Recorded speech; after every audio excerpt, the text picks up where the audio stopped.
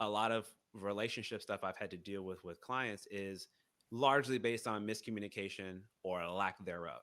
Yeah. So we make a lot of assumptions. That's just the end of the story is usually we make too many assumptions about how the other person thinks. So I'm going to look very clearly and I'm going to say this very loud and slowly. So we as people, if I'm talking to Rebecca, you're looking at me. I cannot possibly look into Rebecca's mind or heart and tell her how she feels. Hmm. Only she knows how she feels. Rebecca cannot look at me and tell me what I think and how I feel. I don't care if we were together for 20 years. You can never tell me that. Now, you may have been around me for so long that you have a general understanding of how my disposition is, how I usually may respond to certain things. You can say that. But at any point, I could switch it on you. Why? Because I am me and you are you. You cannot speak for me. I cannot speak for you ever. That's hard for people to understand because they think, oh, but I know you so well. So, or people say, even say things like, I know you better than you know yourself. I'm like, hold on. Don't you dare ever be that arrogant to think you know this person better than they know themselves. Don't ever Yeah. say something asinine like that. That is completely unfair to rob that person of their emotional autonomy. That you don't that you know better than what they think. So I say all that because a lot of times what I've seen in relationships is that we could save relationships actually if we chose to engage each other more. But what can happen? I'm trying to really not go into the therapy role, but I feel like I just got to say this. So you did CBT, so I'm sure you know this concept. Thoughts, feelings and behaviors, right? I call it like the chain. So if I'm operating based on assumptions, then I'm telling myself one thing, the thought that I have, which then influences the way that I feel, which then influences the way that I behave with a person or with myself, right? Why can that be potentially dangerous when you're talking about communication, when you're talking about relationships and expectations? Because if I don't share any of that stuff with you and you're supposed to be my partner, I might be filling in all the blanks by myself of Hmm. why it's not happening. Well, he probably doesn't really love me. He's probably cheating on me. He's probably sleeping with this person. I don't even know if he likes me anymore. Maybe he's getting ready to go move out soon. Like we tell ourselves all this madness, all of this stuff, and we never usually go to confirm with that person when you say things, right? Is that what you meant? This is how I interpreted it. Is that what you intended? Yes or no? And in many cases, that's not true. Hmm. But we don't go back to confirm. We just like, yep, I think that's how it looks. I noticed you haven't talked to me in a couple of days, so I thought you just broke up with me. So I guess I'm just gonna go out here and be with somebody else now, or Yeah. I'm gonna sit in my house and cry all day because I don't understand what I did wrong. And they're like, hey, I had a rough couple of days. Like I was definitely gonna get back in touch with you, but like, why did you do all this extra stuff? Like you really didn't have to. Yeah. But we don't go back to get that extra information. So that's like a really, really other big issue for me is to try to help us stop making so many assumptions. Yeah. Assumptions have their place. Sometimes you have to make snap judgments, and there are things you have to assume, particularly when it comes to things like personal safety. So we're not saying you shouldn't do it ever, Hmm. but in the context of relationships and expectations, which is what we're talking about here, it is very dangerous to constantly assume what your partner thinks and how they feel. Yeah. It is extremely, extremely disturbing, and it can cause us to lose good people and good relationships that otherwise would have stood the test of time and otherwise could have prevailed. Hmm. Simply because we did not want to have that level of vulnerability with somebody or express how we felt and actually be open about it. And I'm trying very hard to help encourage us and promote us to stop doing that. Because when I have to deal with the other side, when people are coming to therapy and they want to talk about it, usually there's like a person who's checked out and there's a person who's really engaged. Yeah. Nobody really wants to be there, and somebody else is like, I'm here because he made me be here, or I'm here because she made me be here. I'm done, man. And Yeah. it didn't have to play out like that. Is my point.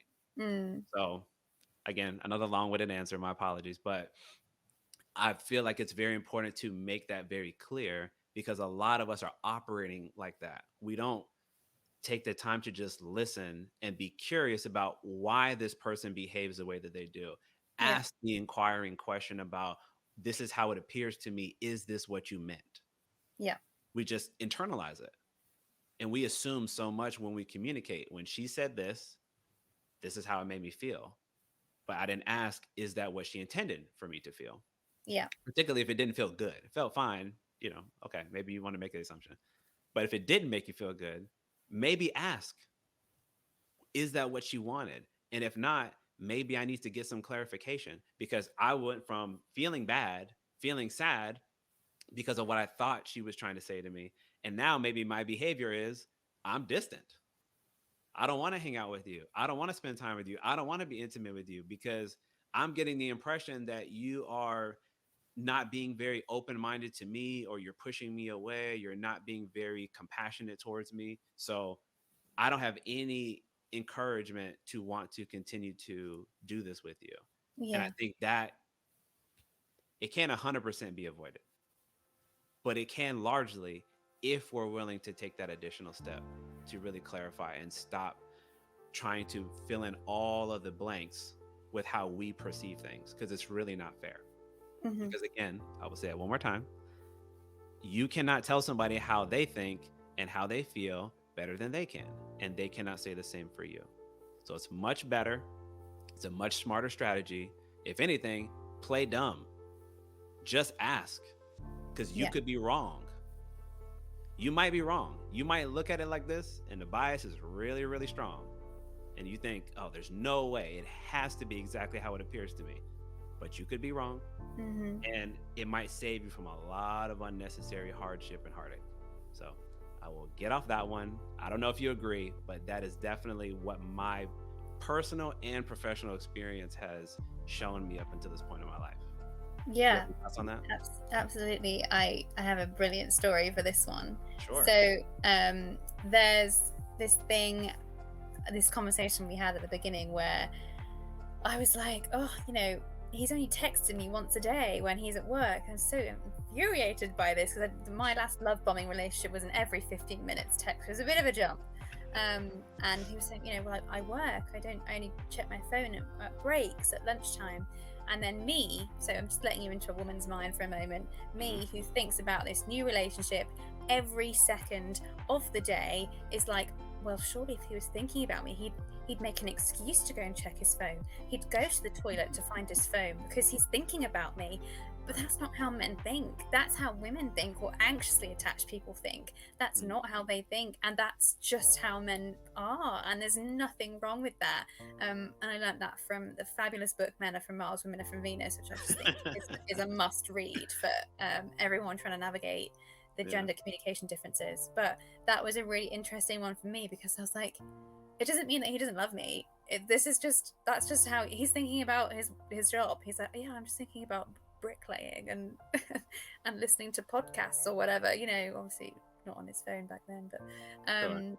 but yeah, it's just a funny assumption then that I made. That I was like, well, if he loves me, he would be texting me more often than this. No, he's focused on his work. Just because I'm obsessed and thinking about him all day doesn't mean that he is as well. Correct. And I love that you said that. Right. So you just basically very clearly articulated the assumption. And I think what's important, to your point, the beautiful thing I've learned in therapy, and I try my best to do on my own, is reframe a lot of these things. There's Hmm. ways that we say things, right? And we don't always express them in the right way. We still need to express it, and we still can, but there's usually a slightly better way to do it. So let's use the example you just gave. So I'm thinking, oh man, I'm so excited. I'm so happy that I'm in this relationship. I want to talk to him all the time. I wonder if he wants to talk as much as I do. And then let's say a week or so goes by, and I'm like, I notice he doesn't like to talk as much. I wonder if it's something that is an issue with me, or I wonder if it's just maybe it's more normal for him to not communicate like that. So the reframe to what you said, instead of, oh, I'm really anxious, I'm just gonna sit here and like wonder if does he not like me because he's not talking to me all the time. Yeah. We need to have a conversation. So, sweetheart, I noticed that when it comes to like throughout the normal work day, I don't hear from you as much. And I just wanted to number one ask like, is everything okay with us? Yeah, of course. Like, why do you ask? Well, in a lot of my experience in previous relationships, if I didn't get a lot of contact, it made me think that maybe that person was, with somebody else or they were losing interest. And it makes me a bit concerned if I see that type of behavior. What does that mean for you? Well, I usually don't have to communicate with that person as much because I know I'm going to see you later. So I'm not particularly worried about it. And unless it's barring an actual emergency, Hmm. I'm not assuming the worst. I'm assuming and thinking that you're okay and that if something is very pressing, you will let me know, but that I will see you later tonight or the next day, whatever our schedule and routine is. Oh, okay. So when you don't hear from me throughout the day, that doesn't bother you? No, not at all. Okay. I'll try to work on that. I'll try to make a mental note because I think it is a little difficult for me. I typically do expect and think that if I'm not hearing from the person often, that there's something wrong. Yeah. Not at all. There's nothing wrong. And I can assure you that if there was, I would reach out to you and I would ask for us to talk. Okay. Okay. And that could be a different way of reframing that whole conversation, Yeah. right? Yeah. Instead of I hit with all the anxiousness and I'm filling in all these blanks and I'm jumping to all these conclusions. And now, Hmm. again, my thought and my feeling, anxious is building up in my chest. Oh my Yeah. God. And then my behaviors, are you then ready to leave me? Maybe I need to show up Yeah. to your job. Maybe I'm going to blow your phone up. All this. I'm calling your mom. Like I'm doing all this stuff that is unnecessary. Hmm. I don't have to do any of that. But in my mind, I'm connecting all these dots because that's been my past experience. Yeah. So the point of what we were saying was to possibly resolve that is we need to share more. But the way we share, of course, also matters. So I don't want to approach you from like an accusatory stance. Yeah. Were you doing something? Is that why you didn't call me all this time? Is that why you didn't respond to my text? Where were you for the last 8 hours? Hmm. Right? Or in my past, I've had these experiences where if I didn't hear back often, it meant something was going wrong. So I'm naturally a bit concerned when I don't see that. What does that mean to you? Yeah. And allowing that person to give their own impression and experience of why they behave the way that they do. That is a perfect demonstration of why we want to communicate more and engage each other more, because then we take away the opportunity to do the assuming. I let you have the floor to speak for yourself. I have to then accept and understand where you're coming from, whether I like it, whether I even agree with it or not. It's not the point. I have to offer you the opportunity to speak for yourself. Yeah. And then when you tell me, I need to take it at face value.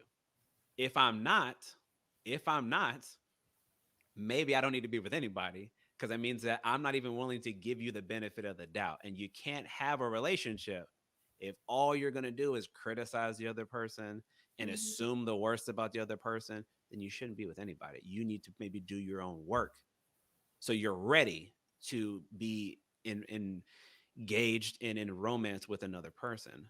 So I love that you brought up that example because I think it's important to show both sides. There's the side that this is the way I would typically respond, and maybe this is a way that I can do it where I can not make this person feel defensive or the Yeah. need to be guarded and allow them to just answer what I'm asking honestly. And Hmm. hopefully we can learn to compromise in other ways to help me feel more secure as we continue forward.